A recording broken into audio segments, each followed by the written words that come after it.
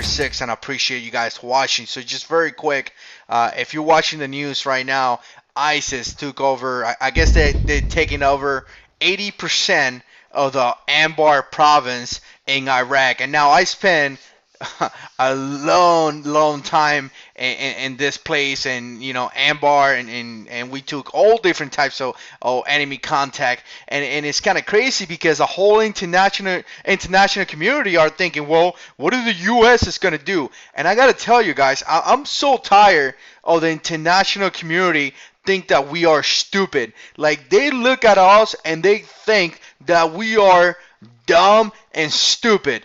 You got all these countries around Iraq, around Syria, that are and definitely the threat of ISIS doing something to them is pretty big, but they don't want to do anything. They just don't want to do it because they know that the U.S. is going to do something about it. And because they know they're going to do something about it, they're sitting back just laughing at us and thinking that we are stupid, because they don't have to spend millions and billions and trillions of money in combat. They don't have to lose thousands and thousands of people in combat. They don't have to have any issues. All they're going to do is sit down and watch the U.S. do something while providing minimum support. Yes, we will send 100, 200 troops to help you out, the United States. We will send you a couple of $1 million to help you out. But in all reality, they're not doing anything. They're sitting down. All these countries, all this international community, they are sitting down waiting for us to do something and just taking advantage of the United States. And that is just crazy that we allowed these people to do that. I mean, you guys should do something. We are being fighting this war for over 10 years, and I've been talking about this a lot. You guys know that. And it seems like it is our fight. Like, we are the primary fighters, and then we have all these little countries below as secondaries providing some type of support. What about you guys down here become the primary and we become the secondary? I just think how crazy these countries are all over Iraq, all over Syria, very close proximity to this threat, and they're sitting back waiting for the U.S. to do something. Here's another thing, guys. Iraq lost another base to ISIS, and they talking about how ISIS overran this base. I don't know what to tell you guys. What kind of tactics these Iraqis are using? Because the U.S. Marines and U.S. Army, I'm sure the Navy did too, but I know for a fact that the Marine Corps and the Army train these people. We train them on how to fight. We train them in firearms. We training on how to fly airplanes.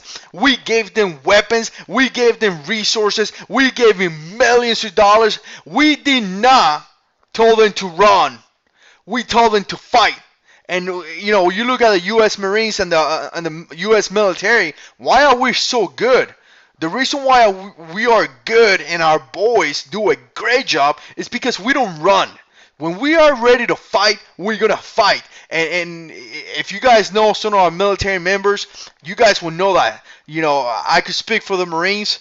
When you mess with Marines and they're going after you, you better be scared, because we're not stopping and we're going to get the mission accomplished. And that's something that they're missing.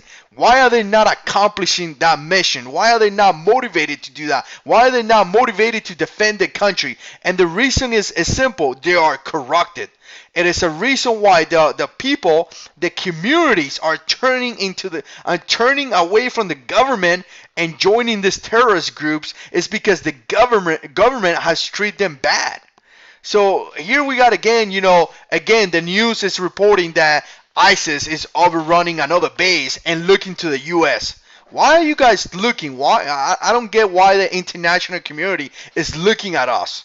Why do we have to do something about it? Why is it just us? And don't get me wrong, ISIS is a threat and we should do something about it. But my problem with this issue, my biggest problem is why do we have to be the primary? Why do we have to take care of everything? Why can we not support another country take charge and we support them? It's just crazy, guys. I gotta tell you, just crazy. You know what, guys? The bottom line is that Iraq government messed this up. They mistreated the people and made people join terrorist groups. They didn't do a good job because they continued to fight over different nominations inside the Islam. You know, the Shias versus the Sunni, and they continue to fight about that. And because they continue to fight, they have allowed a terrorist group to take over, and it's definitely not cool that all this that is international community that are supposed to be our friends are just sitting back waiting for us to spend thousands or millions of dollars on equipment and lose a lot of American life, because they just refuse to take charge. They just want to do a little small part, guys. They don't want to take charge of the situation. They got ISIS 45 miles to the right, but they don't want to take charge. They want the U.S. to take charge because they know that we're going to be wasting millions of dollars and we're going to be losing a lot of life, and they don't want to do that. They just want to do the bare minimum. I mean, they pretty much thinking that we're stupid or something. I'd like to know what you think about this, guys. As always, I really appreciate you guys watching. Like this video if you like this kind of video. Please subscribe. I always appreciate when you share my videos, and as always, God is in control.